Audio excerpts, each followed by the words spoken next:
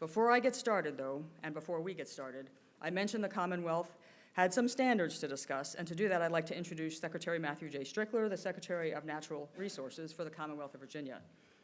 Matt is a native Virginian, as most of you are aware.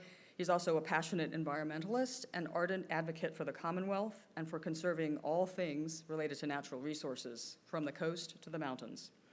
He works tirelessly to prepare and protect our coastal regions in particular, and to preserve our natural history and heritage with a focus on equity as we prepare for our climate-changed future. Secretary Strickler.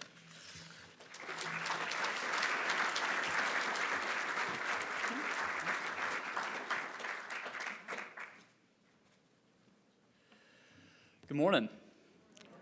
Thank you all for being here today and for having me. President Rowe, thank you. I apologize I missed your remarks. It's always good to be back at William & Mary, but I was right on time, but I was at the law school and not at the education school. So maybe next time I'll get it right. But thank you for your leadership and hosting this conference. Senator Mason, I saw you when I walked in. Always good to have you around, and congratulations on your re-election, and look forward to working with you during the upcoming General Assembly session. And thanks to everybody who's here as a participant in the conference. And, you know, your work as scientists and practitioners and policymakers in the coastal planning space is really important, and is really what is driving change and driving the work that we need to get done to make Virginia a more resilient state. So thank you. And of course, special thanks to the Virginia Coastal Policy Center, Elizabeth Andrews, for hosting this conference as always, and giving us all an opportunity and a forum to learn and develop new ideas for protecting Virginia's unique coast. And of course, last but certainly not least, Admiral Phillips, thank you so much for your remarks and your leadership in driving Governor Northam's coastal policy.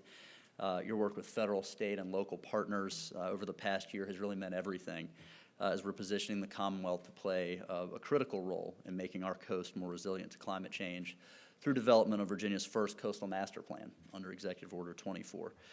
And as Ann mentioned, we are still in the process of working with stakeholders and experts to develop that draft master plan.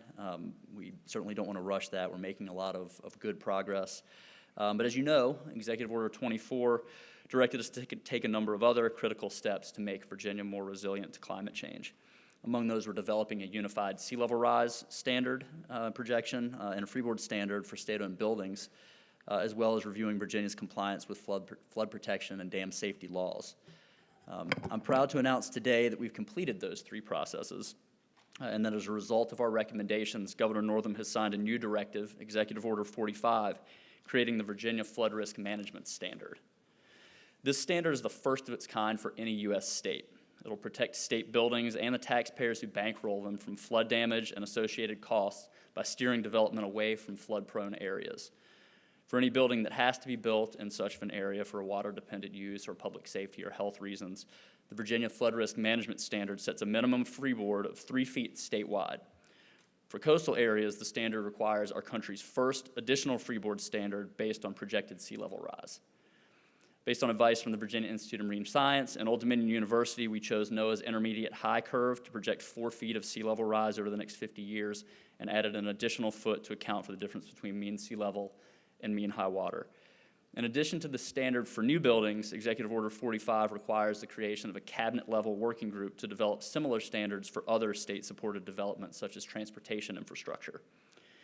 These actions represent a historic step toward climate-informed decision-making at the state level, and set an example that we hope other public and private developers, as well as other states, will follow.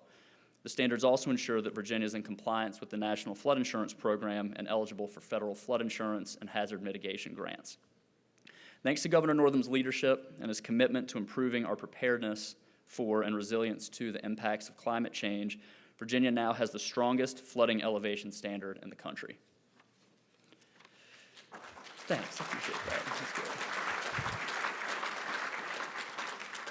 The Virginia Flood Risk Management Standard will be a critical component of the Coastal Master Plan and will ensure that state building projects are sited more thoughtfully and designed to handle the floods of both today and the future.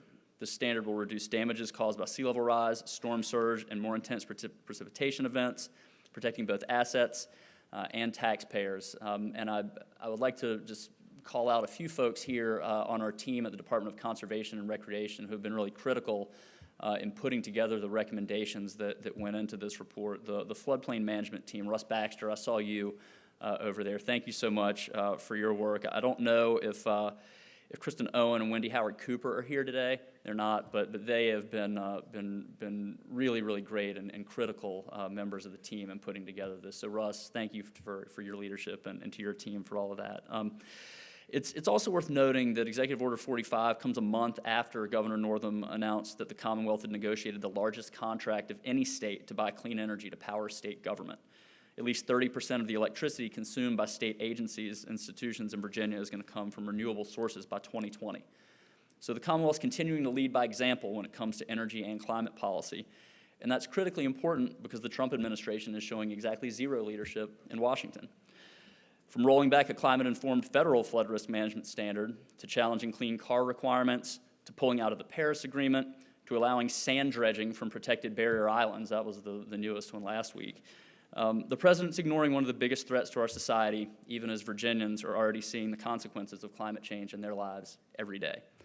Governor Northam and I are committed to ensuring that the Commonwealth does its part to reduce carbon pollution and enhance resilience, and to putting in place sound conservation and hazard mitigation policies marked by science, not by Sharpies. Thank you.